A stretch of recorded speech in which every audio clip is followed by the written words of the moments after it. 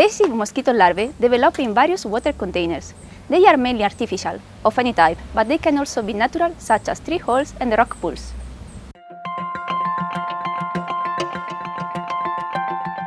Ovitraps are mimicking these breeding sites. Female mosquitoes will lay their eggs on the offered substrate, such as a stick of wood. The substrate is collected and the eggs are counted later in the laboratory. Egg counting in ovitraps is an essential tool for confirming the presence or absence of invasive mosquitoes. Also, the number of eggs helps assessing the production of biting females, hence nuisance and pathogen transmission risk. It is recommended to use a standard approach like Project AIM-COST does. Please visit our website. This approach helps stakeholders to compare one region or a time period to another.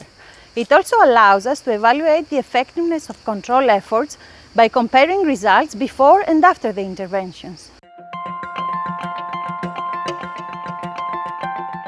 Many types of ovitraps exist, but all are similar. The plastic container can vary in size, but it must be black. Also, several types of oviposition substrates can be used. For a complete ovitrap, you need a plastic blood container from 1/2 to 2 liter capacity, a substrate on which the mosquito may lay the eggs. One of the easiest and cheapest to find is a standard wood tongue depressor of 1.5 wide by 15 centimeters length. The tongue depressor needs to be made rough to facilitate egg laying and attached to the cup on the inner side. Then rainwater or tap water should be added up to 2 centimeters below the top. One overflow hole positioned at the same distance from the top should be created. To lower the risk of drying out, the cup size may be enlarged or shorten the time between the checks. If the check interval is longer than 1 week, a larvicide should be added to avoid the larval development.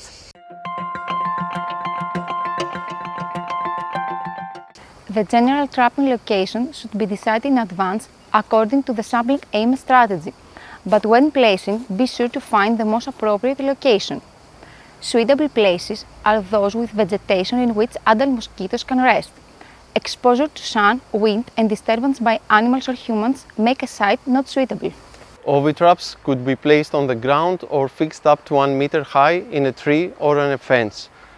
Finally, to secure the trap, it is recommended to label it appropriately with information about its utility and contact information. Every trap should have a unique number and every oviposition substrate must be labeled with the trap number and the date of placement.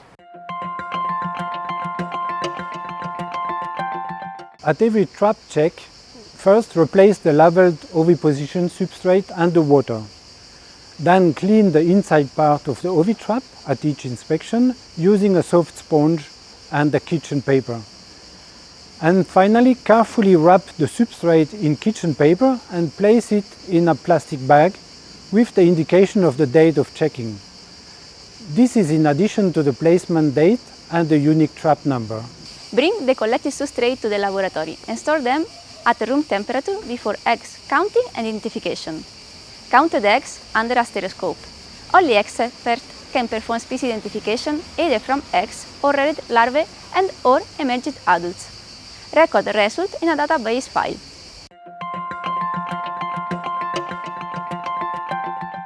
If you need help on egg identification, storage, hatching and data analysis, do not hesitate to contact AIM-COST.